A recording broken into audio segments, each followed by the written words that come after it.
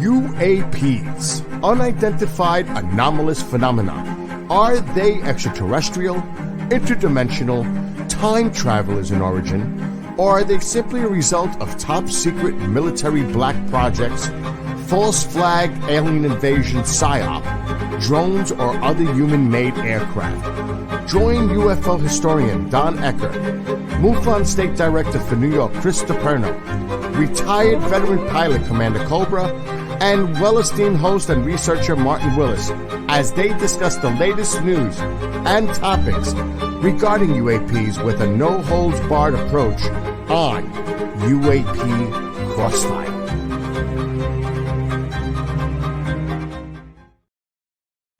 Hello and welcome to the greatest audience on the planet.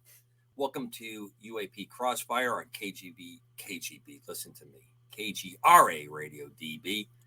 KGB. Bit fired up tonight, folks. A bit fired up. I'm telling you, the pre-show, the warm-up was worthy of being its own show. Look at my two co-hosts. Now, no, before the ugly rumors started, we have not ransomed off Martin. Martin is going to be a little bit late, and Martin has an important catch-up with us when he gets in. He was down in Maryland. South Carolina. He addressed a group of astronomers, and on the very subject we're going to touch tonight. But as always, I'd like to bring out the co-host, Martin Willis, of course, who's not quite here yet. He should be dropping in interdimensionally very, very soon.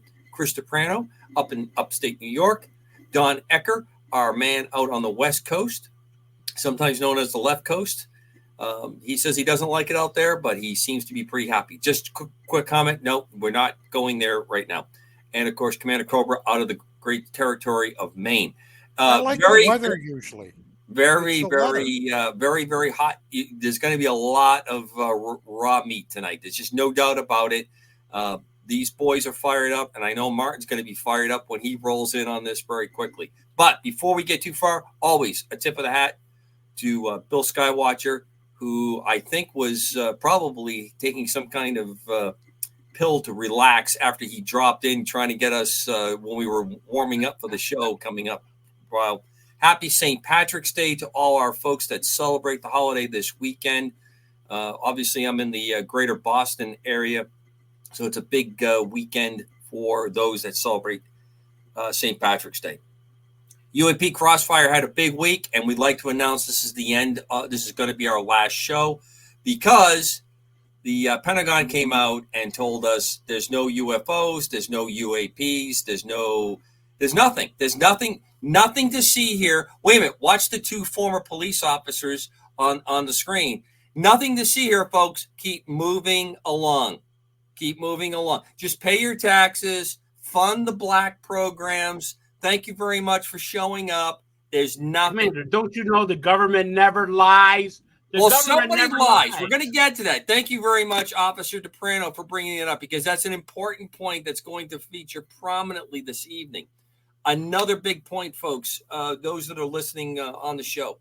If you would like copies of the articles or copies of, say, Don Ecker's paper, my handle email for this show is Commander Cobra, KGRADB@gmail. If you drop me, and some of you have, we've had some nice conversations, I will send back any of the links to the articles that we're going to be, that we were prepping this week coming into it. So it's been a very big week. Before we dive in, I want to have a quick couple words with each one of the gentlemen. Mr. DePerno, Chris, how was your week? Besides coming down here and reading my notes and trying to unbalance me before the start of the show. The man is an intel mastermind. How was your week? My week was great, Commander. And listen, I'll tell you, the Buffalo weather has been fantastic. 68 degrees, not a drop of snow on the ground, a little bit of rain. I'm all for climate change, because if this is climate change, I love it.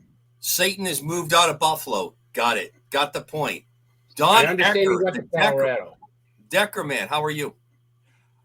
I'm here, Commander. I am here. Physically, I am here. Emotionally? That's a little touchier. I tried to tell you, okay, right before we cut away. But my wife had an optometrist appointment today. So she called me up and she said, "Hey, honey," she said, "you're doing a show tonight. You're not going to be able to cook. I don't feel like it. Why don't I pick up some pizza?" And I said, "Hey, that's a great idea. Where are you going to go?" Well, Pizza Hut has a deal. Okay, buy one, get one free, one topping, blah, blah, blah. I thought I'd stop by there on the way home. I said, "Sure." So she gets back to the house. She walks in, and I can tell by her expression, all did not go well. And I said, "What happened, hon?" She said, "You're not going to believe it." And I said, "Well, I probably will." She said, "I went in there and I ordered the buy one, get one free. And they said, you can't do that, only if you do it online." And I said, "What, they wouldn't do it because you physically came into their store and they wouldn't do that?" "No."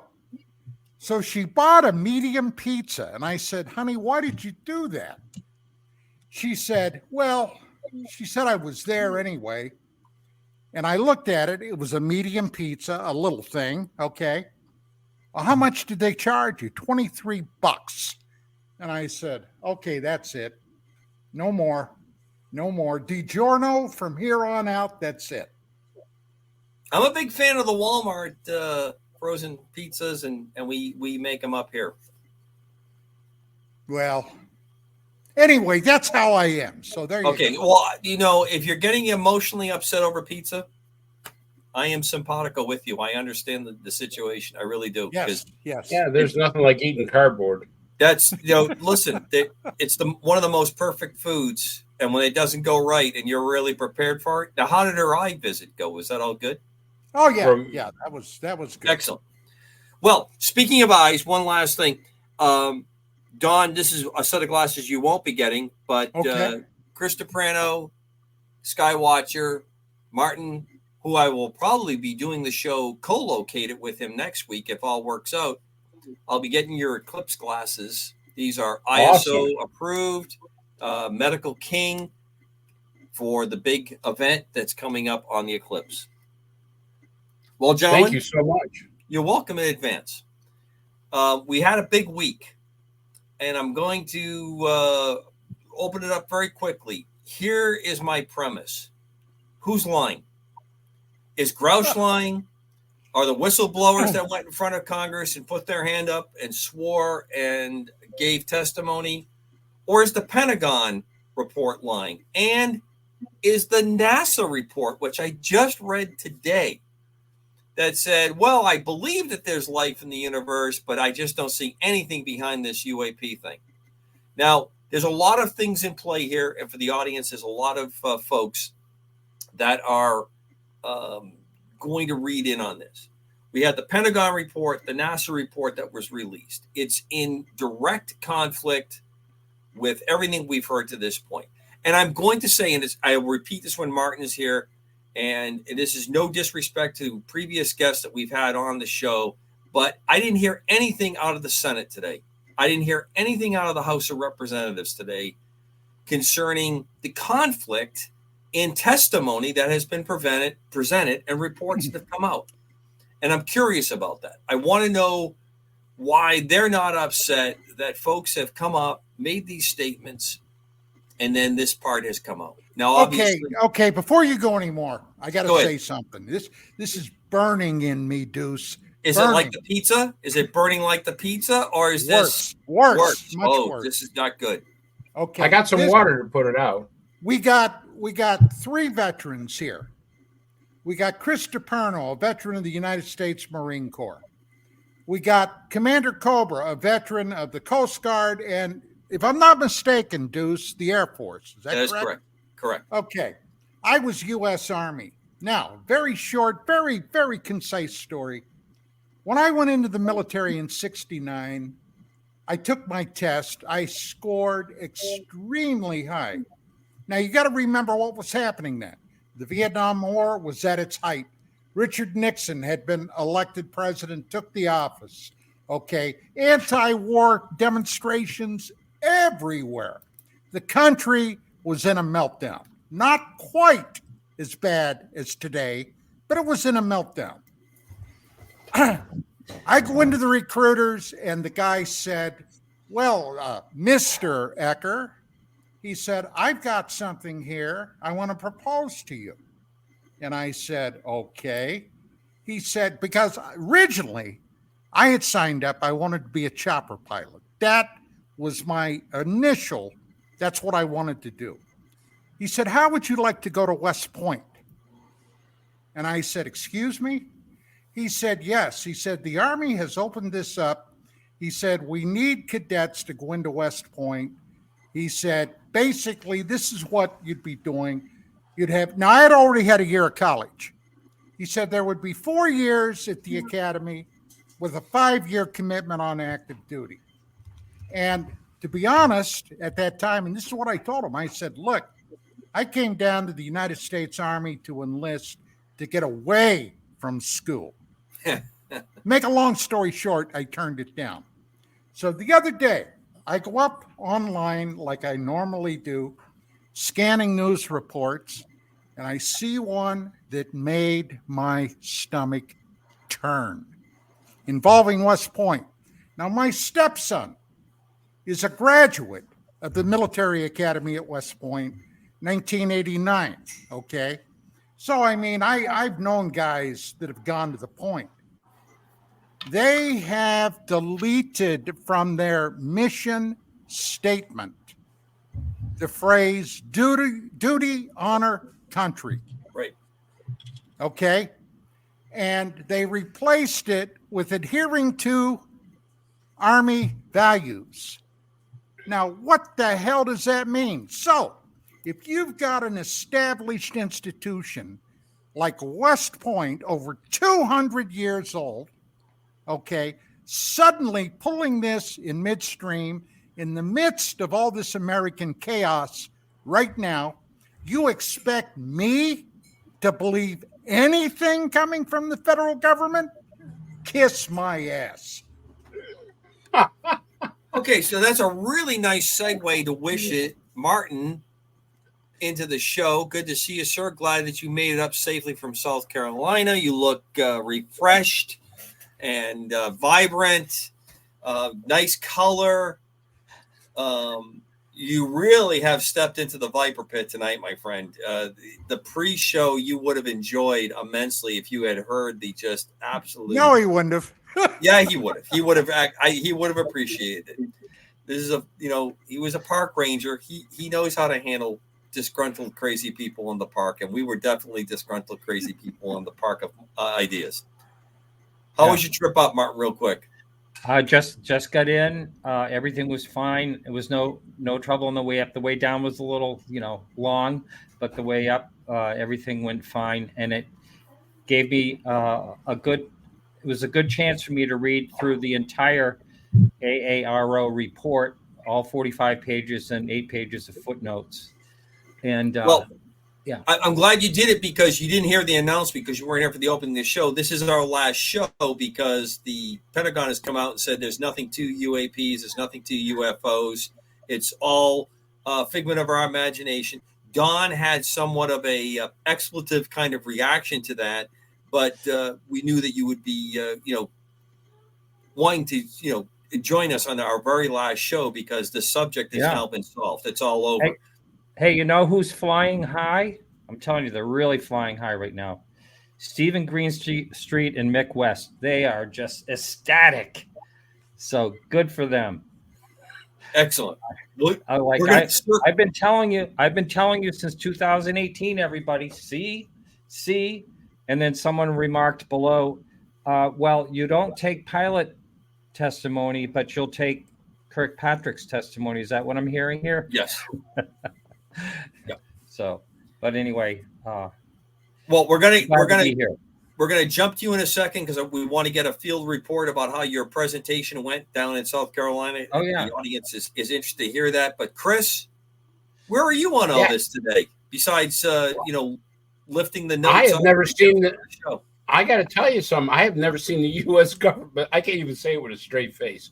I can't believe that the U.S. government would ever lie to us. I mean, so obviously, it's true. I'll just read you this.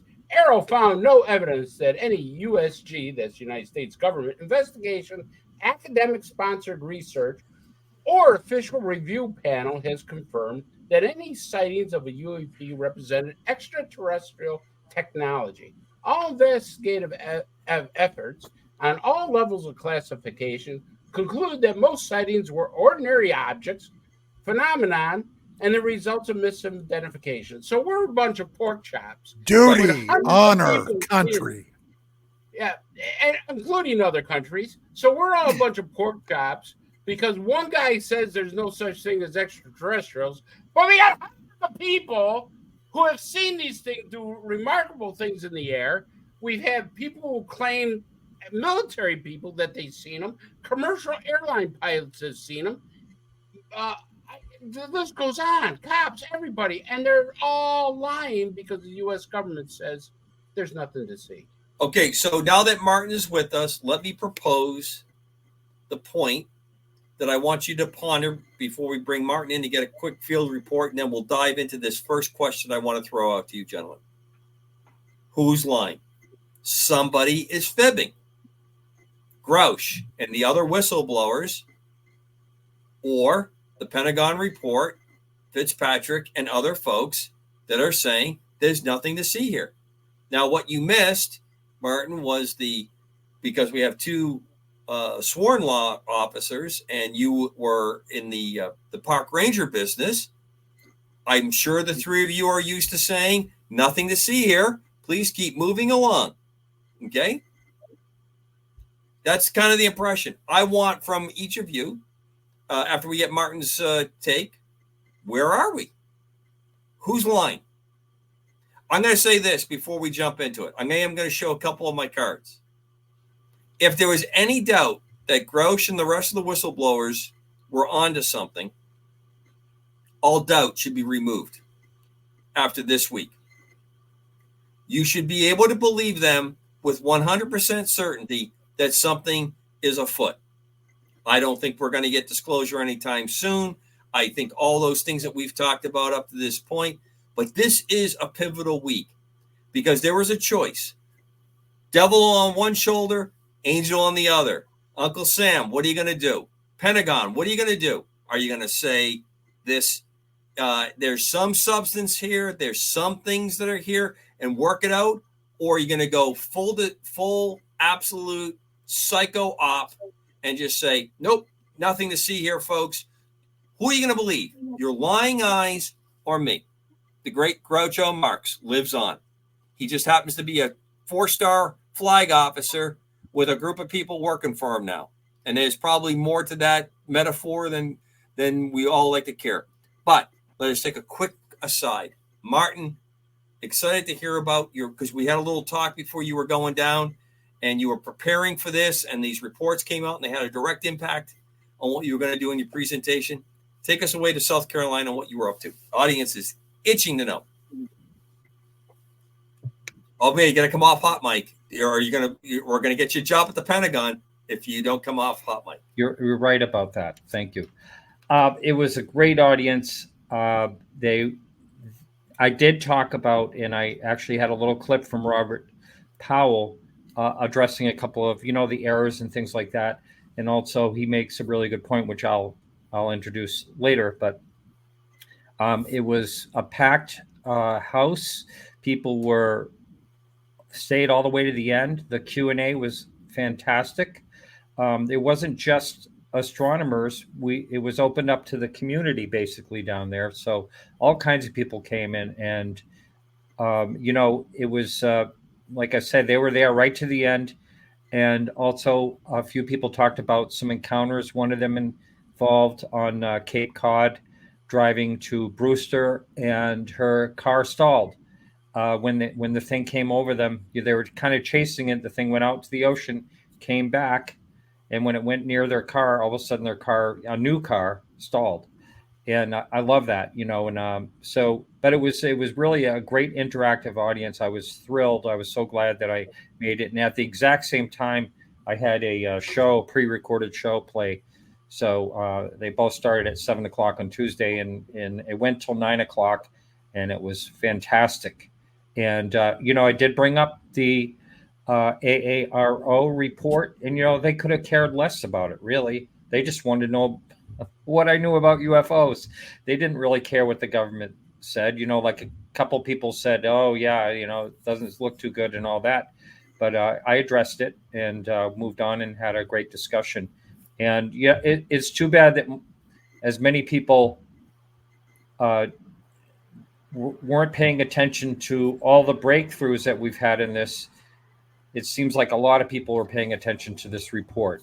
It seems like it made a lot of news compared to other things. Not maybe not the DC hearing, but it's still. And now, Commander, are you going through and you're going to ask everyone for their opinion on who's lying, that type of thing, and all that? Yes. Yeah. Yeah. If you want to start off, you can. Well, reading through the report, I actually buy it 100%. I think it's totally legitimate, and let's move on. So no. So this is the last show. There it is. Yeah, There's the last word and the last show. I don't know what we're going to talk about for the next hour and 30 minutes. Well, I want to be fair because, reading through it all, I will say that there were a number of things that they said that were important things when it comes to like the nukes and about some of the rumors of the craft being reverse engineered, that they have to gather more detailed information before they comment on it. There were a couple of things like that. So it wasn't all like poo-poo to everything. And I think that's what they should do. They should really investigate it thoroughly. It looks like they did some pretty thorough investigating on some things, but then there was a lot of factual errors. I'm sure you all know that. Dates and things like that, shapes of crafts and things like that. But I will bring up what Robert Powell said, because I thought it was a very good point. When you're saying that there's no evidence of extraterrestrials, you need to show what you are basing that on. You can't just say there's no evidence. And it's just, he likened it to like when they're looking for exoplanets. Oh, well, the star, there's dimming of the star as it goes around. So that's how we know it's an exoplanet. He said they're not laying out any what is evidence that there is extraterrestrials or not extraterrestrials. So he says it's not real science. And, I have to agree. That's right. They don't really address any of that. So that's my take overall. It's like I just wish more people would, not, read between the lines and realize this is, how many times has this happened in the past where there is, yes, something's going on. No, there's not. Yes, there is. No, there's not. The back and forth. I guess we're pretty used to it. This is a yo-yo, the UFO yo-yo effect. You make a very fair point, Martin, about the positive things that are there. What really pisses me off about this report is that they knew when they put the headline out the way they did what this was going to do. And again, there's no explanation of who is in conflict with Congress. This report reflects untold billions that have been spent in the investigation of these craft. There is on the books reverse engineering programs that have been, money has been spent. Taxpayer dollars have gone down this direction. And we're saying, what happened to that? None of this had any validity. There's not even a simple explanation. Now, I get when you do investigations, when you do reports, and you have to present, and there's people downrange. This is about the only modicum I will give any room and maneuver on here, that you have people that are down on the pointy end of the stick engaged with it. But the American people are not the enemy in this discussion. They're we're the folks that are paying the bills for this to go forward with. And that, if you really want to get mercenary on it, this is a big part of my anger in this. Which basically you're doing, it's an expression we used to use in the boat. And Don thinks that I've been dipping into the Sacramento wine here before I started the show, and he's partially correct. It was an extra special day. We're at the government Play-Doh factory before I came to the show tonight, and I have imbibed it just a little bit. It's close to St. Patrick's Day, so I have some excuses to lay here as reasons why I may be in the mood. But we had an expression on the seagoing side services. You're pissing on my back, and you're telling me it's a warm rain. And that's where I am with this right now. This is what's got me kind of fired up about this, because there is no retort and there doesn't seem to be a lot of, we're going to get back to you on this. We've taken money.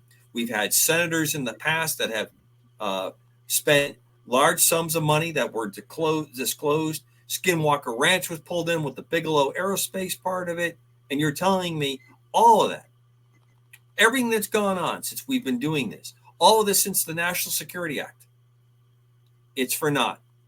Thanks very much. We're on to something new. Chris, your take, please, sir. Well, I think this report, respectfully, Martin, I think it's full of crap, because I think the thing sets us back 70 years. And the reason being is because I remember what David Grush said, and he said this absolutely many times. He said, I was briefed on what I could say and not say. And the stuff he came out with absolutely said that, you know, we're working on reverse technology. We've got crash retrieval. We got metals. We've got bodies and everything. So this report here really targets a lot of people, because, I mean, if you really see a lot of the highlighted stuff, CIA official allegedly managed a UAP program, and they denounced that. They said the CIA guy is basically lying. Alleged UAP intelligence community document, that's full of crap. Aliens present during DOD technology tests, that's garbage. Claim that a military officer touched an off-world craft. I guess Pendleton and Burroughs are full of crap. You know, here's test off-world technology. Bob Lazar, he's lying his ass off. UAP disclosure study.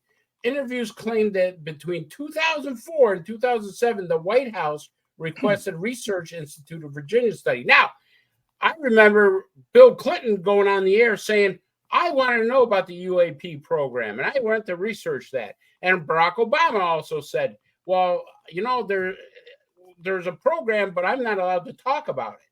So now you have two presidents are full of crap and stuff. And UAP disclosure studies, interviewees named companies allegedly experimenting with alien technology. That's garbage.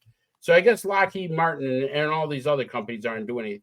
So they highlighted all this stuff for people to see and be able to say there's nothing here and these guys are liars. So they're basically saying Gary Nolan doesn't know what he's talking about. Grush doesn't know what he's talking about. You know, Lou Elizondo doesn't know what he's talking about.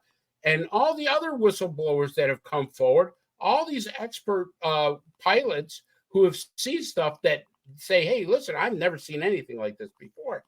So it targets them. I agree with what Commander Cobra said. It targets them, so they shut their mouths. So I think we just went back 70 years where we might as well go with the Air Force and say, there's nothing to see here, folks. I don't see anything in this report that gives us any glimmer of hope that we're going to get disclosure.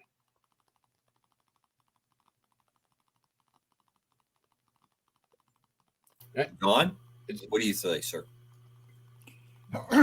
Okay. Seatbelts, harnesses, gentlemen. Two things initially.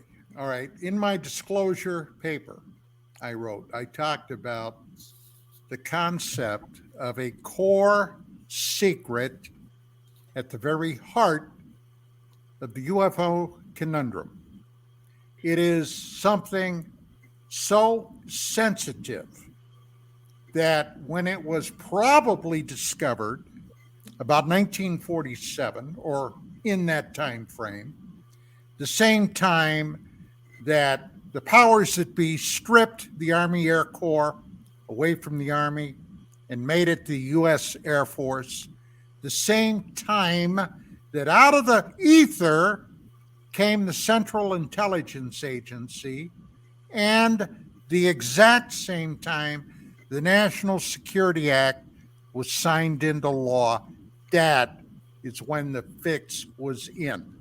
If you don't have a need to know, if you are not on the so-called bigot list, you're never going to know. And this is what I tried to tell Danny Sheehan, okay, when he was on the show a week ago. Now, 57 years ago, in 1967, the University of Colorado accepted the program of the Edward Condon UFO inquiry, now today known as the Condon Committee report.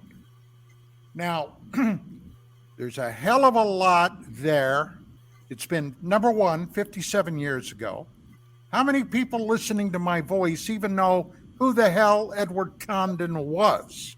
All right. But he was a physicist, had a peripheral job with the Manhattan Project. But in the early 50s, after Dwight Eisenhower became the president and Richard M. Nixon became the vice president, a series of hearings were held in Congress because there was great fear of communist infiltration into the American political process and everything else. Okay? Edward Condon was one of the people called before the committee, and he and Richard Nixon clashed mightily. All right? Condon swung leftwards. Nixon was certainly not there. He was rightwards. And to make a long story short, that's a very touchy, sensitive point in American history. There's so much more I could go on there about, but it was Edward Condon that accepted the Air Force contract. Now, by 1968, everybody was wanting to know what the hell these guys were coming up with. And a few oopses within the Condon Committee happened. One of the committee members found a memo sent by Robert Lowe to some other people. Now, Lowe had been the administrative assistant in there. He may at one point have been a member of the Central Intelligence Agency. I could never find a clear-cut, direct roadway that he had been, but that is highly suspected. Now, we all know that it was the CIA, okay, among others, including the U.S. Air Force, that for years had been trying to put the kibosh on the whole UFO question, okay? But Lowe, this memo explicitly stated that to all the and I'm paraphrasing now, ladies and gentlemen, but to all the outside observers, the trick in this process would be make them think that we are a bunch of objective but non-believing scientists coming to a conclusion that there's nothing with the UFO thing. Well, among others that got a copy of that memo was Donald Kehoe and NICAP, but he certainly wasn't the only one. Another one was a man by the name of James E. McDonald, which I'll be talking more about down the road. But this caused that damn near process to entirely derail. There was also that year an election, a presidential election, and Richard Nixon ended up winning that election. Well, part of the process of getting this Blue Book thing closed out, the Condon Committee closed out, was to get it done before Nixon took office. Now, why, you might ask? Well, make a long story short, Richard Milhous Nixon had a very long memory.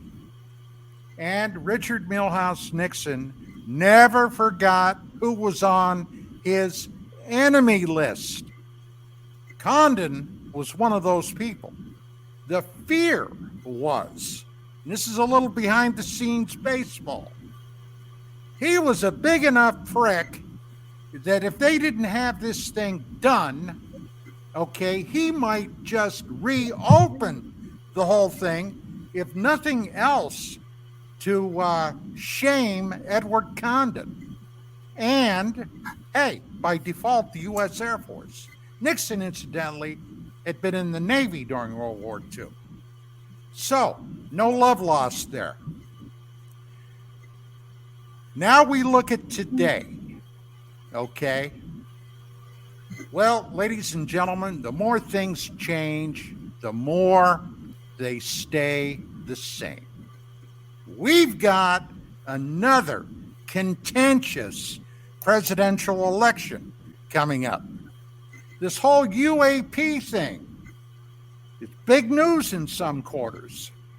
And I'm looking at what they did at the Condon report as to what just came out of this document. And it's almost a carbon copy replay. All right? Now, look, we know you don't have thousands and thousands of witnesses talking about the same damn thing. All right? Seeing strange things in the sky, performing impossible maneuvers, outflying our fastest jets, making fools out of our naval aviators, all right? Flying into and interfering with nuclear weapons storage, all right? This is something that, well, you just can't brush this away. But what they are counting on, and this has been a truism since day one with UFOs. They're counting on the passage of time because most people, all right, get hooked up in the very next news cycle and they forget this. I mean, hell, you go out and you find a bunch of kids today, all right, in their teens and ask them, why is September 11th, 2001 important? Or, hey, by the way, why are there 50 stars on the American flag? Or, how many stars are on the American flag? Hell, even Barack Obama said 57. Okay, so time passage is one of those things that is basically an enemy. And that's why a show like this, all right, is so important, because we keep this information fresh and alive and report on what's happening right now. Don, one quick insert that I want to throw in there. For years, I've heard the legendary story that President Nixon, who was great friends with Jackie Gleason. Jackie Gleason was a huge UFO enthusiast, if not outward researcher. Had a very impressive library, if stories that I have heard are anywhere close to true. And that President Nixon revealed to him the existence of UFOs. You brought up Nixon. I think you're, and we are going to circle back to Dr. McDonald, that's an important part towards the end of the show, so folks need to hang tight for that. What's your thoughts on that, about Nixon, this possible UFO connection? Two things. Number one, about 25 years ago, back in those days at UFO Magazine, I was doing an exceedingly large amount of television appearances. And I had been called down to MSNBC to do it might have been around the date of the Roswell anniversary, but at any rate, I met one of Jackie Gleason's ex-wives. And she was on there, and the subject, of course, was something to do with the UFO thing. But like I said, I did so many of those damn things. I don't remember exactly what it was. But after the interview, I talked to her. And I asked her about this because I had heard about this. And she said, oh, yeah. She said when Jackie came back to the mothership. Now, incidentally, the mothership was what Gleason called his home. Right. It was actually built like a flying saucer. Right. In New York. Okay. So they called it the mothership. She said he bounced off the walls for a couple of weeks. Now, basically, this is the story. Let me stress, this is the story. I wasn't there. Right. But Nixon, okay, was down at one, it might have been Homestead Air Force Base down in Correct. Florida. That's how I've heard it. He had gone by, he and Gleason had been, or were big golfing buddies. Huge. And of course, Nixon knew that Gleason had a deep abiding interest in UFOs. So one night he drove by where Gleason was living, went up to the door by himself, no Secret Service guys, nothing. Got Gleason. Gleason was, according to his wife anyway, blown away. They got in the car. Nixon took him to the Air Force Base. They waved him through. The guards, they knew the president, okay, commander-in-chief. He drove to this obscure building, guards everywhere, got out. They went into the building. Gleason said he took him back to a room that had some freezer cases in it. And in the cases were these diminutive bodies of alleged ETs. And he showed them to Jack to let him know you're on the right track. Well, if that's true, and his wife claimed it was, according to Jackie, it just put him into another dimension. Okay. So there you go, Commander. That's about what I know about it. Well, it's always because your reach back to the history is important. For Wildcat Mahoney, no, we're talking Homestead Air Force Base. This would be long before it was badly damaged in the really bad hurricane. I can't remember. I think Boris was the hurricane. I don't remember which one. And also, Rob UK, you talked about if this doesn't exist, why would they do the Gremlin radar system? It's a very good question. I think the answer, the pat answer you would get out of the Pentagon is, well, that's to track any kind of UAS drone type activity. That's why we do it. And quite honestly, it's just more money to spend as well. I'm not saying that the system doesn't have value, but it does add to conflict. Why, if UAPs don't have any existence as extraterrestrials, I think the answer would come back as, well, we're still curious what these things are because they're most likely an enemy power. So the folks in the chat, whatever reason tonight, I'm not allowed to join you in chat. It's blocking me out. And I saw that Wyatt had put something in there, and I made, you talked about your reaction to Corbell. He doesn't think very highly of Corbell, Don. I think he agrees with you that Corbell was a bit of not a team player, so to speak. So, gentlemen, big week. Who do you, like I said in the opening, I really find that this makes any doubt that it doesn't mean that everything that the whistleblower said is correct, because a lot of times you can be shown things that are a deception to cause you to become an unreliable or to weaken your testimony.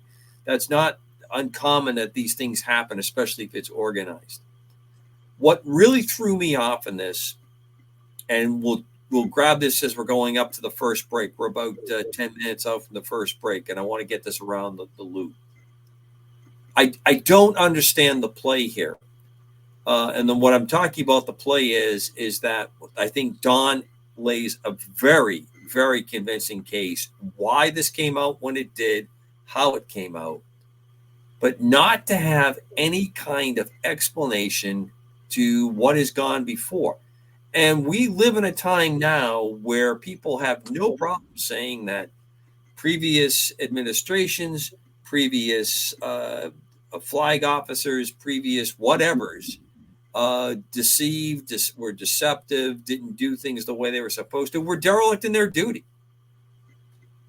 I don't understand how that part is left hanging out, that we have spent untold treasure on this to be told we don't have it and it's not definitive. I don't want to upset people. I believe in climate change. I don't believe in man-made climate change is the driving factor, because the process of the information is flawed. It is you're pulling data that you agree with and you're excluding data that you don't agree with. That's not how the scientific method works. In this process, I don't understand why they did what they did. Don's explanation of timing really resonates. I think it really hits close. Chris, you're kind of nodding. You've got that fatherly, grandfatherly look in your eyes. I think Don has a part of it, but I think this is, I'll be honest with you, I think this report is because there's a lot of fraud and money. I think that we have seen a lot of money go to different special assets programs that Don has said, and we have seen billions of dollars go unaccounted for. And part of it could be this was more of a cover-up. Now, the closer we get to getting to the truth of this, the closer we're going to get to where this money fraud is going. I tell you, and Don and I have talked about this. We can talk about government operations, and there have been murders because of these government operations. There have been billions of dollars stolen because of these government operations. And I don't think ufology is any different. I think people in private corporations and stuff, there is always an amount of fraud. How much? I don't know. But I truly believe that this part of this, and because of this, is because of money. And people who've gotten a lot of money out of this are become scared of disclosure, because that's the first thing people are going to ask is, well, how much did you spend on reverse engineering? How much did you spend on this technology? How much did you spend on this? And when they can't, remember, the Pentagon cannot account for half their budget. We give them billions of dollars and they say, well, half of it, we don't even know where it went. So I think there's something that is forcing them to do this, to shut this down, because I think we're getting close to somebody maybe going to jail. And that's what I'm thinking. Excellent point, Chris. I like to say that Jan, spot on in your comments in the chat. The government is too big. It is out of control. And when you lie, the only thing that's going to get you, the truth isn't going to set you free when you're lying at the level these folks are. Can I just say one more thing, Commander? Because Martin. All right, let me think about it. Yes, you can. I just want real quick. I want to just say that Martin brought up about, the government trying to keep things open. And they're smart about this because they say, Arrow interviewed approximately 30 people who have claimed they have insight about alleged U.S. government involvement in off-world technology exploration and possible knowledge of UAP that have allegedly disrupted U.S. nuclear facilities. So they go, well, we really can't take their testimony as it is. We got to have more proof. Now, Commander Martin, you guys are all smart enough to know that somebody didn't say, well, where are the records? Where's the paper trail? You don't shut down a nuclear facility and not have a paper trail. The U.S. military, you can't go take a crap without a paper trail. So you're telling me there's no paper trail to this that nobody asked for?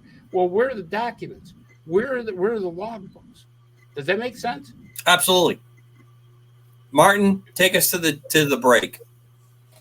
Well, a couple of things. We've seen this before.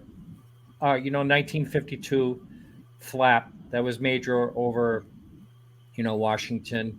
DC for those 3 weekends, and then UFO reports everywhere, and everybody's getting excited. It's like a frenzy. So then they come out, and basically, it was Samson, I think his name was, talks about how a lot of these are hoaxes or naturally explained. But then he does go on to say that some of them are seen by credible people of incredible things, that type of thing. And then he assures the people that they're not, foreign, or it's not the U.S. that is doing it. It's kind of like, and then the Robertson panel comes along. And part of their deal is, debunk everything, and the ridicule factor starts. So they address the hot potato at the time. We have a hot potato in the last couple of years, ever since 2017, and they have to diffuse it. And if the Air Force can't answer exactly what is going on in our skies, it would horrify people. There is something in our skies. If you notice in that report, they didn't talk too much about, yes, there is a real phenomenon happening. They didn't say too much of that. They kind of skipped around that part. But they do agree a real phenomenon is happening. They've said it many times over the years since 1947, the twining and on and on. So what I'm getting at is I think this is just kind of diffusing it, kind of like, okay, everybody, nothing to see here, calm down. You don't need to get Congress involved, and all that. And I think that's what it's all about. That's my general feeling. Okay, I hear you and I agree, but what I'm not seeing is the lash up that matches that. You're correct. Since 17 and what occurred with Commander Fravor and the battle group, kind of being the rip of the lid coming up a little bit and having this forefront. And he's in my opinion, he's an impeachable witness. I mean, there's nothing you can point to. And then all the subsequent activity around that, the Princeton guys that I interviewed, where folks showed up and all the tapes, all the data was removed. What has me concerned, what's driving me a little bit nuts here is we're not giving an explanation to what's going on. Now, there has been a couple of these little lines that come out. We don't know. It's not extraterrestrial. We don't know, which is concerning, because if you're telling me it's not something greater than the sum of what we're dealing with, that means one of our potential enemies has an incredible leverage over us. And countries that are hostile to us right now are convinced everything that's going on over their skies is from us or people that are allied with us. So all they've done, in my mind, is ratchet up the tension level on this, while at the same time not answering what I consider still the big issue at hand. There is nothing in the report that says how they counter what is going on with the people that testified under oath in front of Congress. It doesn't answer why different parts of the Senate and House of Representatives have made this an issue. The Pentagon, which is subservient to that branch of government, subservient to civilians, citizens actually, doesn't have an explanation, a clear answer to give to what is possibly being said. And what I'm saying is, you don't have to come out and tell me that these people are lying, but you do need to point out they are in conflict and their conclusions are not the same that we have drawn because of this. And there's not any part of any example. It doesn't match up. Can I make one other quick point? Yeah. One of the things that Kirkpatrick says in this report basically is that the gimbal most likely is a jet at a distance. And, Mick West has been saying that same thing forever. But one thing they're totally discounting and not even bringing up, if you listen to the recording, look at all of them. Look at all of them. So it's not just a single plane. They were seeing a whole bunch of them.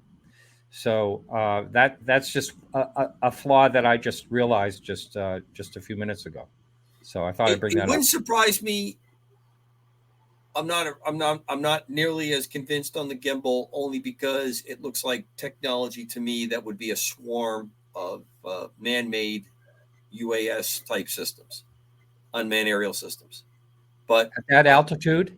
oh yeah, and not surprised. Again, I'm obviously fall in the minority in this, but when I look at these things, I look at everything is interconnected.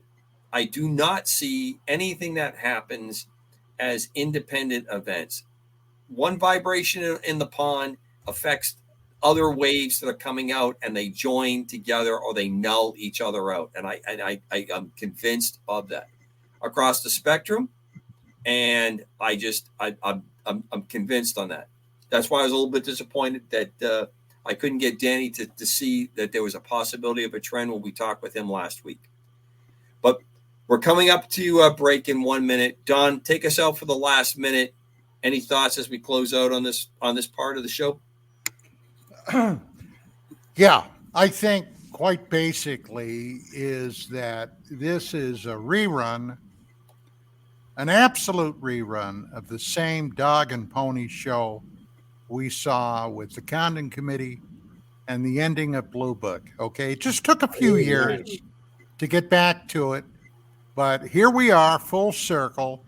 And hey, look, I mean, anybody with a half ounce of gray matter between their ears knows there's something going on here, a hell of a lot bigger than what these guys at the Pentagon are trying to tamp down.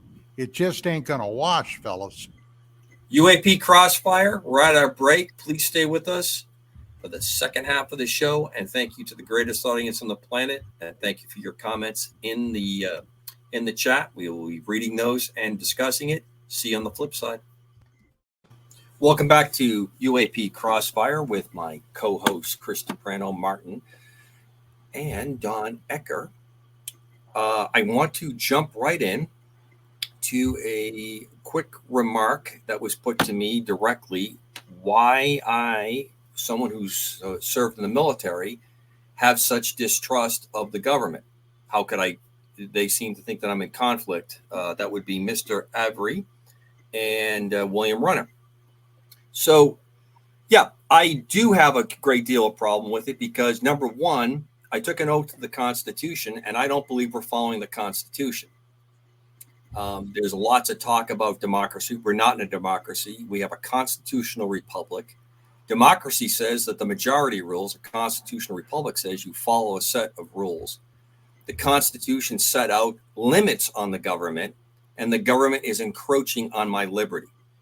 That's number one. Number two, I put the uniform on because there was nothing more important to me in my formative years and growing up than to be a military aviator.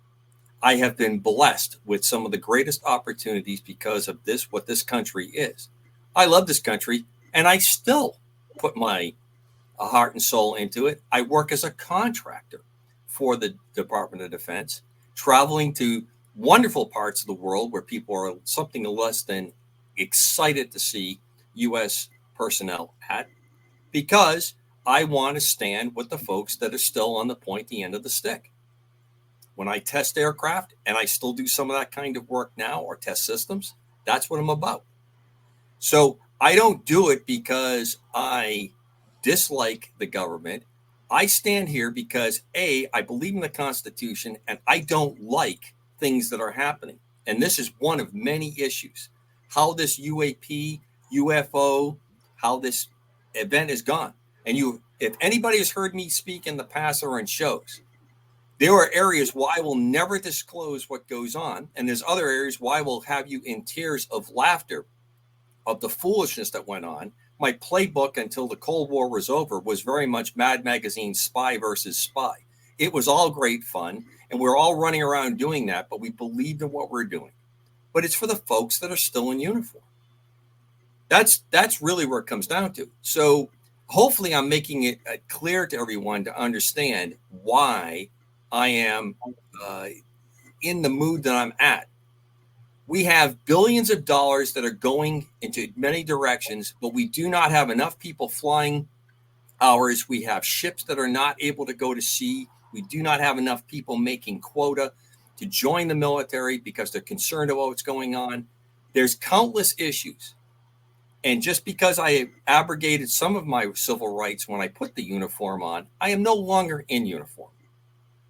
So now I have a more free speech program to present why I am very upset when the government, which is a reflection of us, simply that, is not in check. That is the big difference. Hopefully I've made sense. You guys all know, if you ever want to go one-on-one with me and you want more detail, be more than happy for folks to contact me. Commander Cobra, written out, kgradb@gmail, and I'll gladly answer it.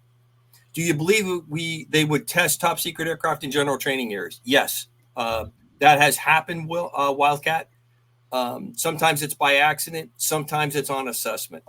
I'm in the minority with a lot of, especially with some of the hosts, but I am convinced that Tic Tac was our technology. Where it came from, I'm not certain on, and it was purposely brought into. Martin disagrees, but it was purposely brought to assess and to see how it would work against a battle group in a situation where they were preparing to go on a deployment. And it was a fairly safe, exception for the possibility of a midair. It was very safe because the weapons were held back. They're not carrying weapons, not carrying live rounds when they do that because of the fact that they're in a training scenario. So that happens. And there are other places where things have gone awry. Experimentation with troops and LSD, and the troops didn't know what they were being given to see if they could make better soldiers and better activity. The release of bio-type weapons to see how they would go through in urban areas. And that was actually done on civilian populace in large parts of the United States, large urban areas, to see how communicable diseases would move. This was in the 70s, 60s and 70s. So we do these things. That's precisely why I get pissed off and you hear anger in my voice when the government gets out of check and does this, or simply says we have spent billions that we can't properly account for, and we have nothing to show for it. And on top of that, you have no right to ask us. Bullshit. Chris, I'll throw it to you. I'm kind of curious at one thing that they said here, and I'd like to get everybody's opinion about this. They go, one named program was a UAP-related prospective special access program called Kona Blue that was proposed to the Department of Homeland Security. Now, I will tell you, Department of Homeland Security are not intelligence officers. They don't do intelligence work. What they do is they refer it to the FBI. So that's kind of interesting is what they're saying there. Supported by individuals who believe the U.S. government was hiding off-world technology, the program was never approved by DHS, and its supporters never provided evidence to support their claims. Now, in 2021, without sufficient justification, the scope of an IC-controlled access program was expanded to protect UAP reverse engineering. This program never recovered or reverse engineered any UAP or extraterrestrial spacecraft. This IC program was disestablished due to the lack of merit. Now, wait a minute. They kind of contradict themselves in this statement because you wouldn't make a program. You won't make a program unless you got something there. You don't ask for logistics. So let me give you what the cover is going to be on this. Here's the cover. We have reverse engineering programs for other countries' technology as they have it for us. When we recover stuff from a battlefield, when we get an aircraft, when someone defects, computers, weapons, there are reverse engineering programs. That's going to be the answer they're going to try to explain here. It doesn't What wash. they say in this report, though, doesn't make sense, though, Commander. No, I agree with you. And this is where I think money's involved because I see this and I go, oh, wait a minute, you've been reverse engineering all this other stuff. You're talking about this. Now all of a sudden it doesn't exist. That they contradict themselves, but they contradict themselves a lot in these reports. Martin, you're approaching the screen. What do you got? I was just relaxing. One of the good points that, again, Robert Powell said when I interviewed him quickly the other day was that, what was it, July 2022, Arrow was formed. I believe it had a different name at that time, but I can't remember. The names just seem to keep changing on everything. But he said, so the 18 months, he's been researching deeply in a scientific manner the UFO problem for 17 years. A lot of people he knows, like Don's been looking at it for 35 years, whatever. A lot of people have been looking at it, fairly deeply and dedicating a lot of hours. So they come out with this report after looking at it for 18 months. And how can you get anywhere in such a short time, really? I mean, that makes a lot of sense to me. And also, the people that were involved, there weren't really, I don't know exactly how many people were involved in this. They did gather a lot of information. It doesn't seem like a lot of really deep information to me, though. It just seems like it was put together. I'd be really interested to see what Volume 2 comes out as, but I can almost guarantee that it's going to be another headline that's going to diminish the whole situation. But we'll see. And what is your reasoning behind that, Martin? Why do you think they want to diminish it? I want to get your idea, because your opinions are very important. So what is your idea why they're trying to diminish it after all these whistleblowers have come out? I just think like I said, before, it's a hot potato right now, and it's like there's a lot of there's a lot of people like trying to get to the bottom of it. And if they can't explain exactly what these things are, because I don't think they know the full picture, I don't think anybody does. And I just think that they feel it's a threat because the Air Force can't say that it can protect our skies, or the Navy or anyone else in the sky can protect us. So this is why I think that I don't think we're going to have disclosure easily at all. Maybe what I've heard the term forced disclosure possibly, but I don't think that they can't explain. I mean, all right, say all of a sudden they said, okay, this has been happening. We really do think this and that and all that stuff. They have a lot of splaining to do, for all the lies they have told previously. But 1 out of 3 people believe in UFOs right now. I mean, why is this? We've already called them a threat. Admirals, everybody else have called them a threat. Why is it so scary now? All of a sudden now, today, it's so scary when this has been going on for years. I'm sorry to cut you off, Commander. No. You're making a really good point. I just think that it seems like it's coming right to the surface. You have Congress involved. You have, the Senate involved, and there's bipartisan push to get to the answer. They've never had that before. So it's like really, it's like a dangerous point, a tipping point, I think. And I think that's why all this is happening. I think that's why that came out the way it did. So let me use this metaphor on you both, all of you. Tyrants like to ride around on tigers. And right now, I think the entire American populace is very much the tiger. And tyrants enjoy riding around on tigers because it gives them a lot of power. But they're also very fearful that if they ever get off the tiger, it's going to eat them. And I think we are in that situation now. There's so many things going on in parallel to this particular discussion. I mean, I can give you a case in point, a spectacular argument on why I am not for this hugely popular bill to shut down TikTok. I don't like TikTok. I don't use it. I have nothing to do with it. I think it is a very bad thing from the Communist Chinese Party. Bad. But I also was around when we came around with the Patriot Act. And I was in uniform when the Patriot Act came out. And I had people tell me, hey, if you don't do anything wrong, what are you worried about? What am I worried about? This goes against the Constitution in all respects. And what happens when someone decides that now something that wasn't wrong is wrong because they sit in the majority of power and they just assign it? For example, saying there are only two genders, which have been true for all of human history.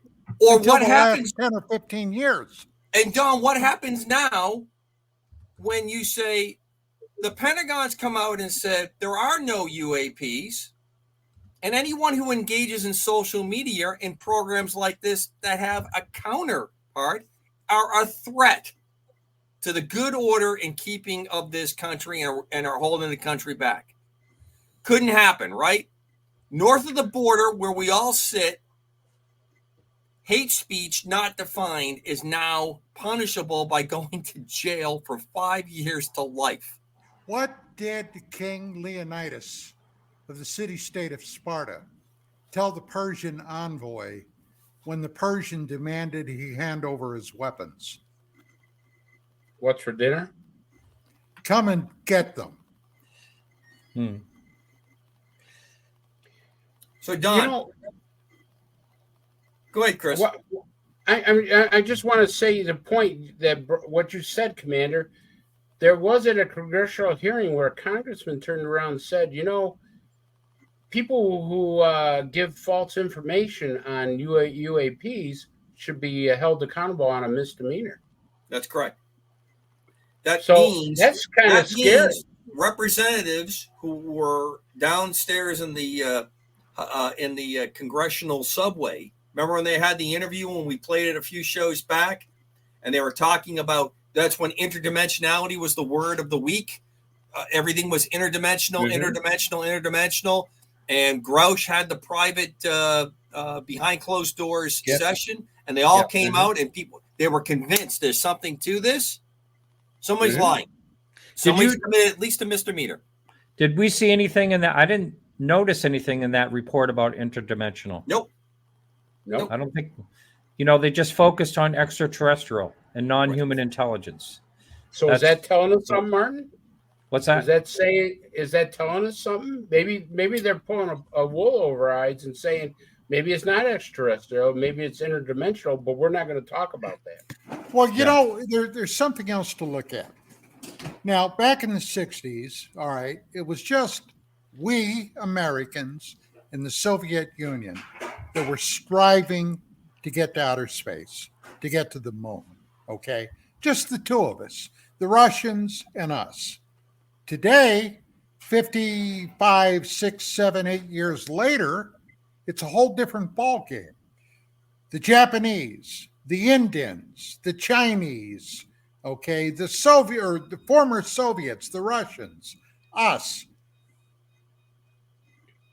A lot of them went to the moon. Now, for you guys that are aware that I had over 20 really long years in researching lunar phenomenon. Hey, I'll be very upfront. I believe personally, this is just me, okay, that there is at least an extraterrestrial presence on the far side of the moon, the side we never see. But the Chinese went there. The Russians, even the Israelis are sending up spaceships. None of them have given us any photographs of anything strange. None of them have talked about seeing anything strange. Hell, even Buzz Aldrin on the original trip on Apollo 11 talked about being trailed by an unidentified flying object while they were going to the moon. Hell, they made a movie out of it. Okay? Now, isn't it strange that none of these other countries, and a lot of them are not friends of ours, would not have said something that would put all this American government stuff to rest? No, not really.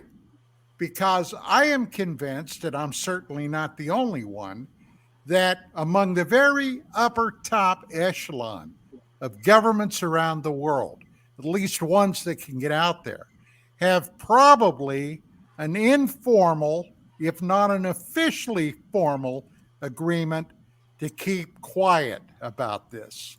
What do you gentlemen say? I think you're right, Don.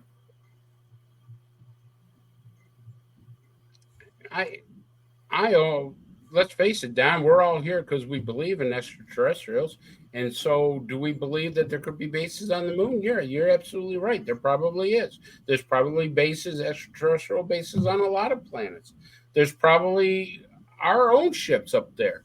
Because remember, the Germans developed fission technology in 1938. They were able to split the atom. Two physicists, and a woman who's a chemist.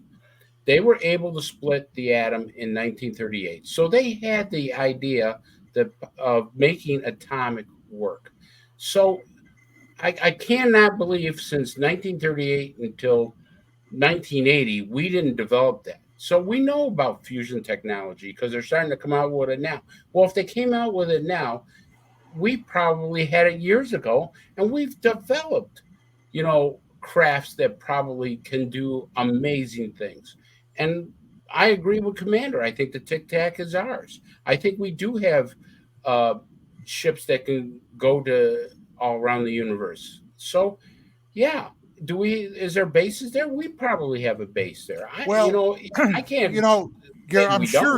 I'm sure you're right, but one must be very, very careful of the disinformation that suffuses this entire field. I read an article the other day that proposed that currently, right now, at least the United States government, perhaps a consortium of governments, have 3, not 1, not 2, but 3 interstellar ships currently in service, at least in this solar system. Possibility. Now, you're talking about billions and billions of, I sound like Carl Sagan, billions and billions of dollars that have disappeared. Could this, in fact, be part of it?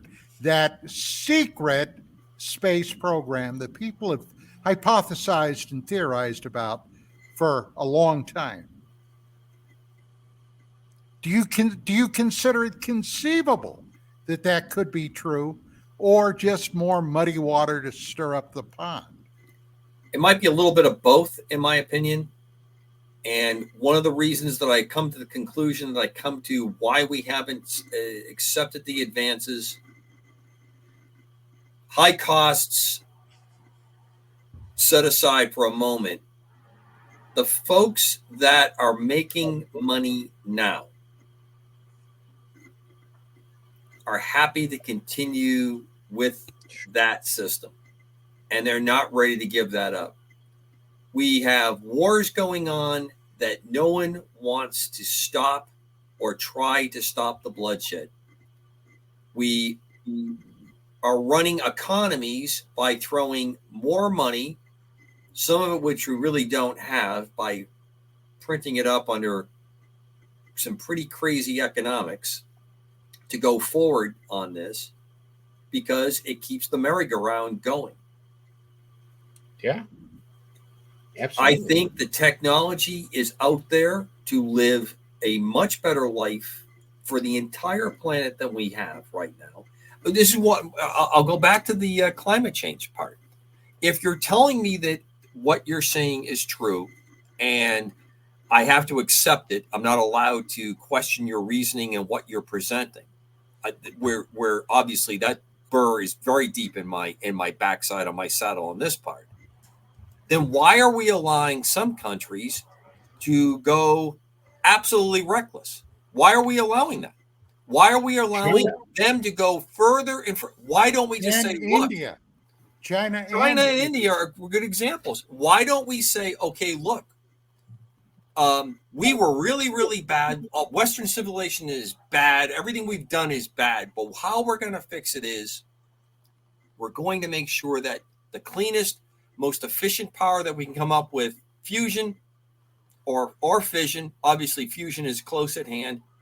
You countries will get that breakthrough technology. You've got the largest populations. We're going to move forward. Very Pollyanna statement. But we have a huge military might, and you must cut back, because if you don't, Armageddon is upon us. This is going to happen. This is my biggest problem that I have with the government and self-appointed bettors telling me this is how it is.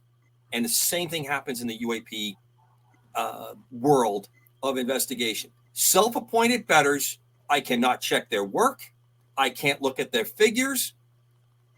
And I am told, you just accept it. It's the way it is. Sure. I'm not going to. Sorry.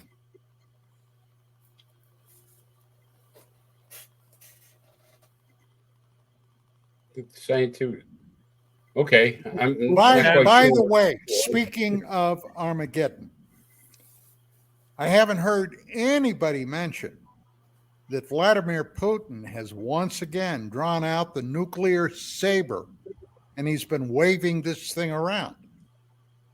Now, question. Let me ask a question. Who here among the four of us believe that maniac would be tempted to actually use it?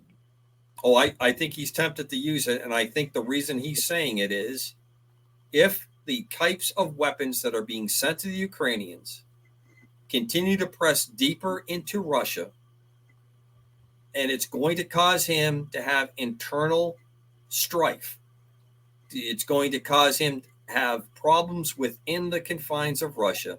He's letting folks know, I'm going to make this stop by using the best tool that I have. And I am not ever going to defend Putin. I thought this guy was a shitbag back in the days when people were looking into his eyes and could see his soul, and all this other crap that has come out of every administration since that has replaced Reagan. Reagan's the only guy that took these assholes to the wall, and now this is what we've ended up with this nonsense that's gone on. We're going, wait till after the election, I'll be able to work with Vladimir, and Vladimir wasn't even the sitting president at the time. Hot mic off Obama. Bush with his nonsense of meeting with him and looking into his eyes and all this horseshit, all of it. Absolute horseshit.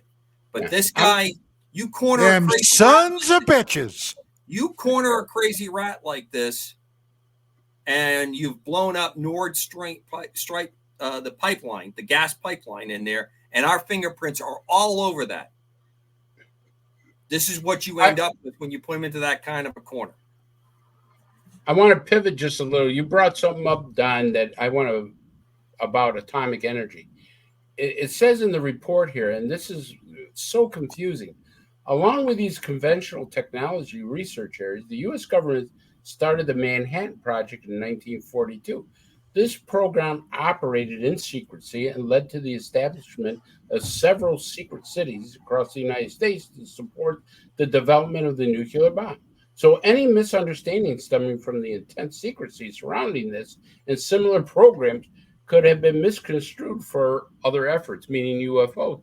How can you equate an atomic bomb to a UFO? I mean, I'm glad you brought that up because it just clicked. You got an atomic bomb that takes out a city, and you got a UFO flying around. Where is the correlation to the two? I don't get this. I think Martin, can you help me with that? I think the metaphor or the attempt that's trying to be put there with the illusion is we have lots of things that have gone on in the secret for your betterment, for your safety, and you need to trust us. And sometimes you see things like a bunch of military vehicles going down the road, and you guys are crazies for asking the question, what's going on? Yeah, I think this whole report is crazy. That's my opinion of it. Well, I They know. even insult J. Allen Hynek. J. Allen Hynek turned around and says, "Hey, there's something to this project." But if you look in the report, they said that the UFO was purposely, and J. Allen Hynek were supposed Chris, to debunk everything. You're going back to my original point. Who lied? Exactly. I'm not going to ask you who's going to be held accountable because we don't hold anybody accountable anymore. I'm not even going to insult you guys and the audience that someone's actually going to be held accountable. Yes, I think this is a direct shot at the whistleblowers to try to knock down what they have said, what's been entered in congressional record, to really put a peg against their testimony, their participation in the process. Martin, you look like you're ready to say something. Come on, boss. Oh, well, okay. Here's Mario Woods. Now, Mario Woods was in the Air Force security, and he was at Ellsworth, South Dakota. Correct. He had a UFO came over missile site November 5, and they didn't know what the alarms went off. So he went out there with another security member to see why the alarms were going off. And this thing was looked like the sun, as big as the sun. It was sitting over the missile site. He looks over to the guy driving the truck, and he's frozen on the wheel, just sitting there like this. So he's like trying to get his attention or whatever, and he's just looking straight ahead, frozen. And so then he sees beings coming up to the car. Last thing he remembers, next thing he wakes up, he sees a wall. He's outside in the mud, laying on his back, looking up at the wall of a dam. He's 14 miles away. He has no idea. They were looking for him all night. Has no idea how he got there. He testified about that for 4 hours and 19 minutes to AARO. He and I become, we talk a lot. He's a great guy. So he testified, and I kept looking in the report to find anything about his testimony. And the one thing that it keeps coming back to the report, they will mention this about a nuclear site, that about a nuclear site, and they'll say, but we don't have any corroborating data or something like that. Where's the paper trail? There has to be corroborating data to his situation. He was debriefed. There was someone strange showed up, and all that type of stuff. But I believe his story. I don't think there's anything that he's embellished about that. He gets emotional talking about it. He's not, it really affected him. It's a form of PTSD. There's no ifs, ands, or buts. I can't say that everything that people say, how they conclude, is accurate, but I'm not saying what they didn't experience didn't happen. That's what drives me nuts when we don't have any paperwork on it. You look at what went on with the Rendlesham and the kinds of things that went on with people involved with that to get things squared away. These are all, some of them remain career people. Immediately get short notice orders to Korea where the press can't easily get to them because Korea is not a country that easily allows them to get to a military site. This just happened. And when you draw those 2 points, you're commander, come on. You're putting too much together. You're stringing things together. No, this just doesn't happen unless there's a reason to make these things happen. Where's the paper trail? You don't have an incident like that without something being put in a logbook or some kind of debriefing notes. And there's nothing in the report where they said, hey, this guy, whether he was telling the truth or not, which I believe probably was telling the truth. Right. But they never said, we went to go find a paper trail, which is investigation 101. Right. And Chris, how about when it finally does come out, it's redacted. Everything but the title page to the yours sincerely and everything else between it is redacted out. So that's there you go. There's your files. There's your FOIA. There you go. All right. Before we get too far down the line and we're working up, Don, you got to let's get into this, what we're going to be going after for the next couple of weeks, because you opened up with it on the show. Dr. McDonald, the Condon Committee, and what's old is new again? Well, James E. McDonald is a name that today is, especially among the newer people taking part in UFO, UAP studies, is a name that's probably not known at all. In the 60s, James McDonald was a true force to be reckoned with. He was an atmospheric physicist out of the University of Arizona. For whatever reason, he took an interest in the UFO phenomena. Okay, now at that time, there were organizations like NICAP, National Investigative Committee on Aerial Phenomenon, that in those days was headed up by Donald Keyhoe. Now, Donald Keyhoe was a graduate of the Naval Academy, okay, entered the United States Marine Corps, became an aviator, and he was leading one of the very first squadrons of Marine aviators into Guam when he was involved in an air crash of some type, and he ended up being medically retired. This was in the very early 30s. Well, he then started writing professionally on topics of aviation. In 1946, 47, with what was happening in the skies above Europe, the Foo Fighters, then the Ghost rockets, then Kenneth Arnold's sighting of something near Mount Rainier on June 24th, 47, and a few days later, the infamous Roswell event happened. Keyhoe sat up and took notice. Now, because of his military background, Keyhoe began interfacing with a lot of his academy classmates and classmates from other military organizations like West Point. Now, Keyhoe was personal friends with Roscoe Hillenkotter. Now, if that's a name you're not familiar with, he was the first director of CIA, Central Intelligence. Hillenkotter ended up sitting on the board of NICAP. Well, they were making a lot of fuss about getting congressional investigations in the 60s. And then James McDonald popped, figuratively speaking, out of the woodwork. Began going around speaking to professional groups and what have you. And it was basically, he took on people like Donald Menzel, who was the head skunk at the garden party for skeptics. He was a Harvard astronomer. The guy had incidentally been involved with intelligence matters during the Second World War. That's something they kept pretty well hushed up, okay, which told me the fix was in with Menzel from the get-go.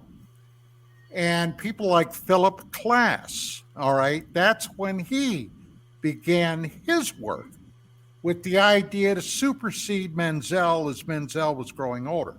Now, McDonald had been a naval cryptologist during the Second World War and often did jobs kind of like Commander Cobra as a civilian consultant for the Navy.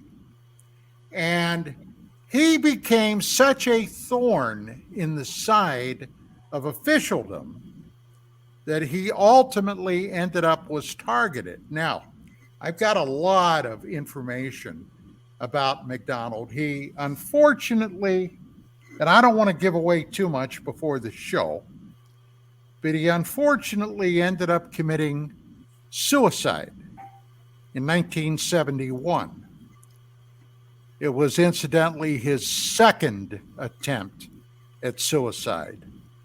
Now, I did a lot of research on that. I knew personally Ann Druffel, who wrote a book on McDonald. Firestorm. Yeah. Firestorm, that's correct. Who wrote a book on McDonald. And McDonald was in many ways a tragic story. But the man did some monumental research and investigations in this.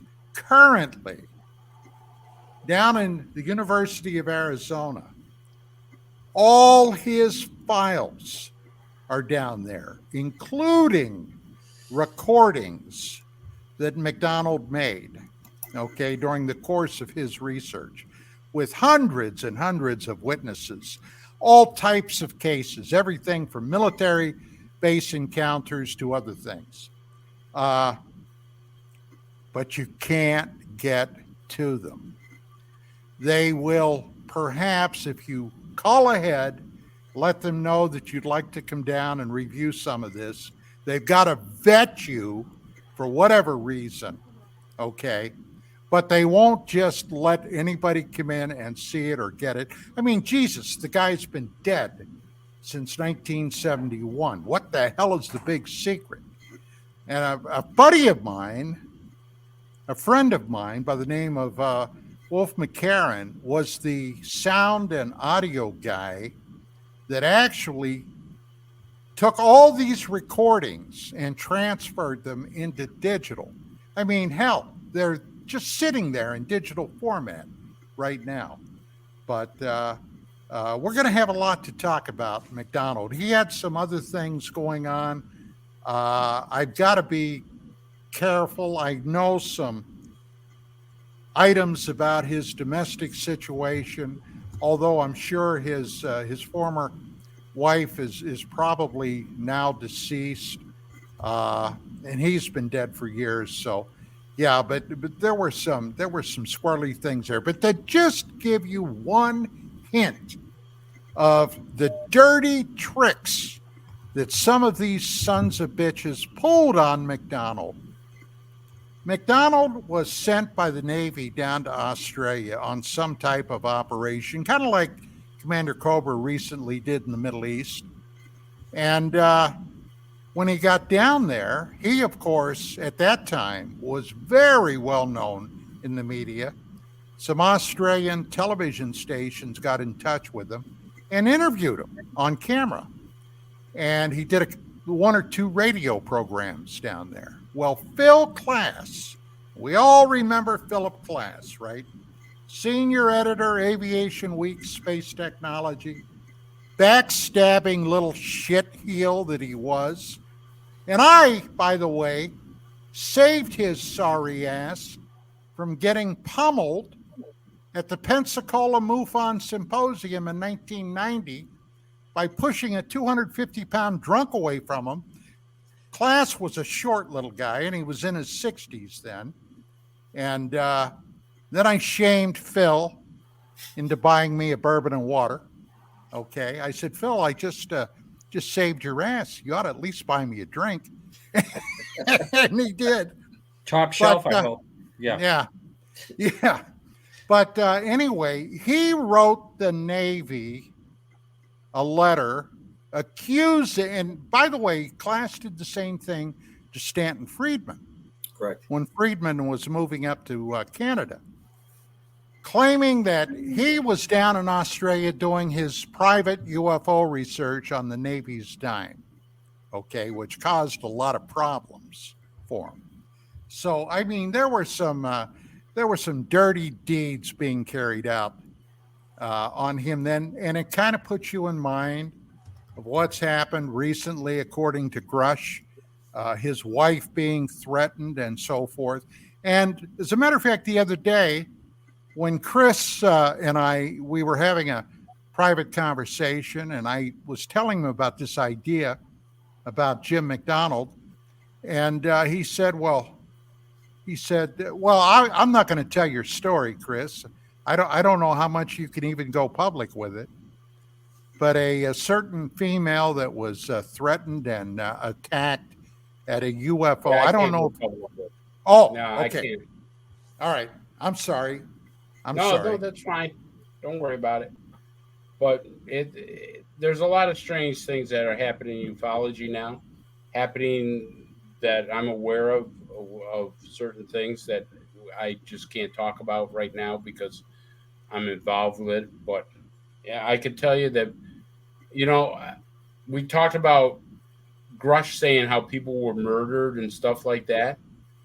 Well, after digging into his statement, people have been threatened. People have been physically assaulted uh, in the ufology field by people of unknown, and I was kind of shocked because I didn't didn't quite believe it, or I was hesitant to think that that was a thing. But after digging into it, I found out that some of that stuff is extremely credible. Chris, can you talk at all about what we talked about this week and some of the things that you're delving into in this latest investigative process you've started?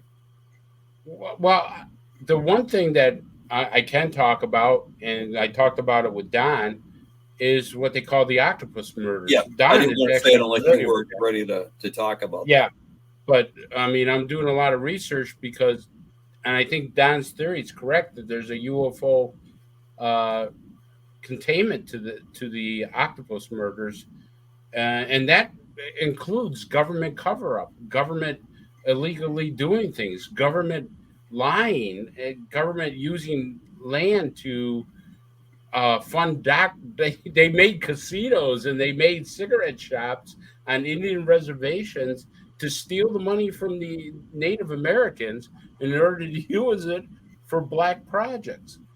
And there's a whole documentary on it, and I was shocked. I'm trying to reach out to some of the detectives that worked on this, and after talking to Don says, you know what, Chris, there's a UFO containment to this, and maybe Don should explain that better because I didn't know until Don told me. Real quick, before you guys jump in, Mr. Bigfoot has just put a very important question into the chat that I just need to take a quick 30 seconds.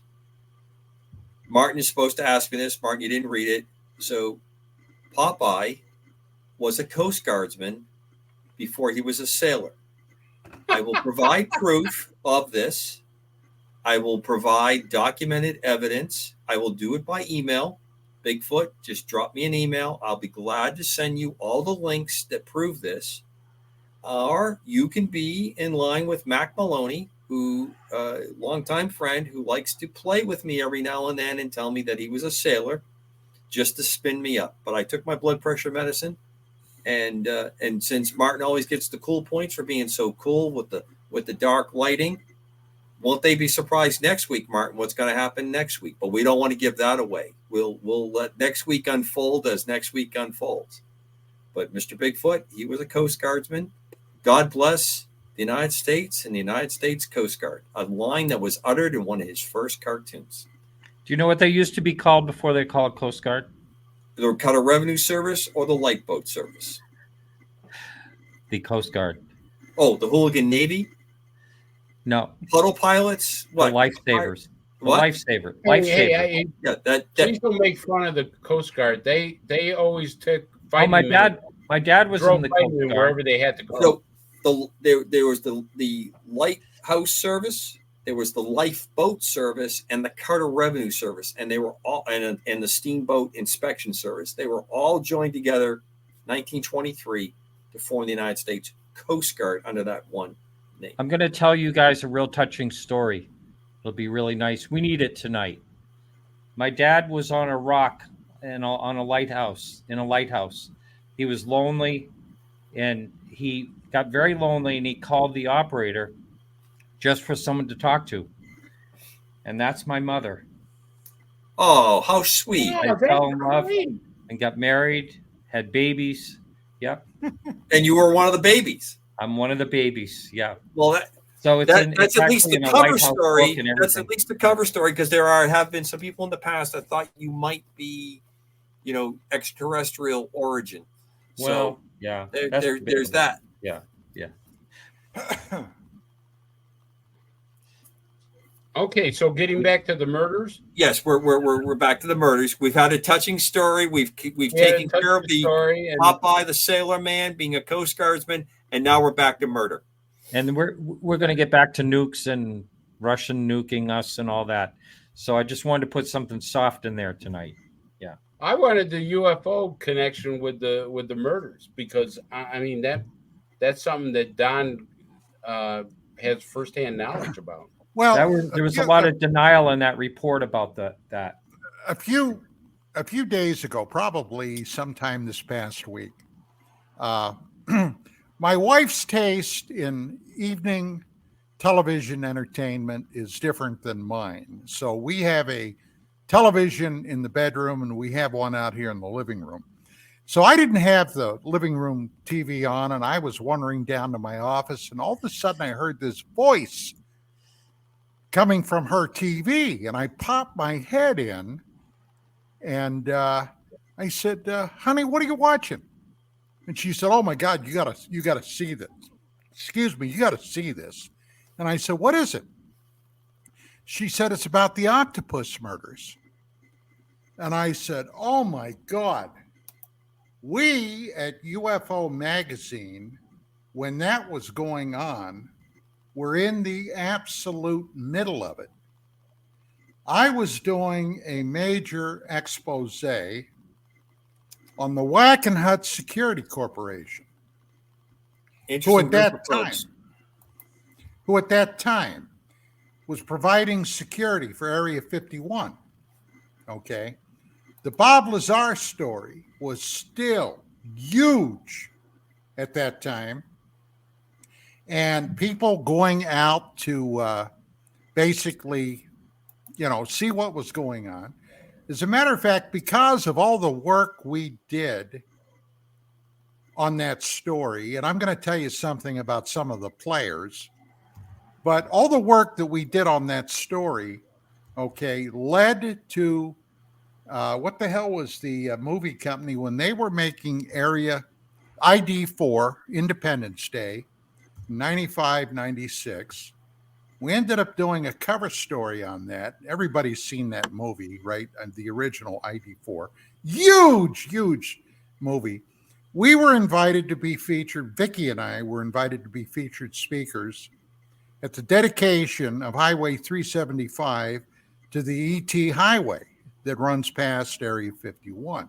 But I got a lot of pictures of that. That's a story for another day. But anyway, so all this is going on. I'm doing some real in-depth research. I knew several Native Americans that lived out at Cabazon. Okay. Matter of fact, they'd come over to our UFO Magazine offices. We were doing a lot of in-depth stuff. I came across several names that I started doing some research on. Now, one of the names was a guy by the name of Robert Booth Nichols. Now, Nichols was a very shady guy. And on one of the stories that I had been involved in with hard copy, the producer, I knew the producer, guy by the name of Dean Vallis. I knew him very well. And Dean heard me mention this guy's name to somebody. And he pulled me aside. He said, "Hey," he said, "what do you got to do with that guy?" And I told him what we were working on. He said, "Hey, Don," he said, "be very, very careful." And I said, "Okay, what are you talking about?" Because, I was still all toxic masculine and all that kind of crap, right? He said, "Well, the story is that guy kills people." Oh, okay. All right. And, of course, the main crux of the whole octopus thing was and he was whacked, he was murdered, Danny Casolaro, okay? There were other people that got involved in the octopus situation. One of them was Jim Keith, who was, Jim, unfortunately, now is no longer with us. He's deceased. But he did a book on the octopus that we also have a copy of here. But this was a very, very shady thing. And it also involved a major computer company and a type of software.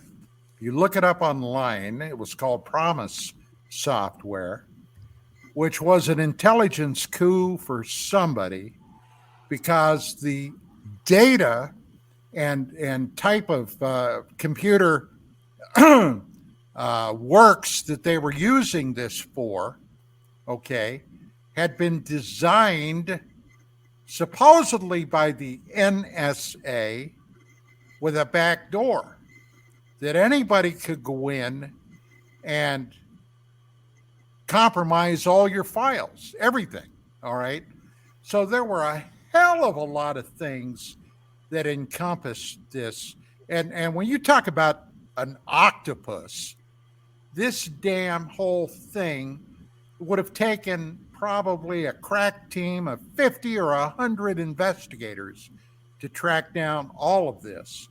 And what we managed to finally pull out at UFO Magazine, in many ways, I regard as a miracle, because that damn thing just took us over for months and months and months. And it was one of those cases where, well, this is also, and I don't want to sound conspiratorial, but we were being surveilled, okay? They were surveilling us at UFO Magazine. My radio show then was being surveilled. The guests that I had on, one of them was involved in some way with these intelligence groups. That night that I had this guy on, we found people surveilling us out in the parking lot. The guy was sitting in, if you can believe this, a Ford Pinto, nondescript car, right? But he had like a half a dozen antennas on the top of his damn roof. And some of the people went over that were in my entourage, went over and surrounded his car and looked in. He had a huge 35 millimeter camera, all right, sitting on the seat beside him. He was taking notes, all right. He had a two-way radio of some kind. It was Don. was I think the safe show. explanation there is, Don, if you're going to be an avid amateur photographer and amateur radio enthusiast, you can and have all that gear, you could only afford a Pinto. Yeah, probably. I mean, I think that's the safe conclusion to draw there. Just remember, just because you are paranoid doesn't mean they're not after you. That's right. That's right. And you don't want the Pinto to get rear-ended. Never. No, you don't. You don't. No. It turned out this guy was a private investigator. And when I tell you who hired him, okay, I'm sure you won't be shocked. At the time, his license was out of date. Okay. I did a little checking through friends of mine, but he was hired by Lockheed, if you can believe that. Wow. To come down and watch us. A cutout, huh? I'm shocked. I'm Lieutenant Cedron in Casablanca. Shocked to find out there's gambling going on in that casino. And probably hookers, too. Hookers. Wow, what a way to end the show. The lighthouse, happy lighthouse story has been enveloped in the dark fog around the lighthouse. That's Someone right. get on the phone and call the operator. We need the love connection. All right, gentlemen, we are pretty much up against it. We got about 30 seconds. Chris, Martin, Don, as always, my deep thanks for this week and preparing for the show and the phone calls and emails. As always, we're going to be to the greatest audience on the planet. Please join us over the next couple of weeks. We're going to dive deeper into the Dr. James McDonald story. There's a lot more to come on that. Don Ecker's going to be taking point on that because he has some great, great stuff. And this is a tragic but heroic story that needs to get some light cast upon it. And as always, I would like to wish a happy and very fun St. Patrick's Day to all the folks that do celebrate and partake and support it. And as always, as I like to pass out, many thanks to Skywatcher, our producer, who somehow manages to keep this band of bandits together and pointed in the right direction to get together for the show. Thank you all. God's peace that surpasses all understanding and knowledge. Next week, UAP Crossfire out.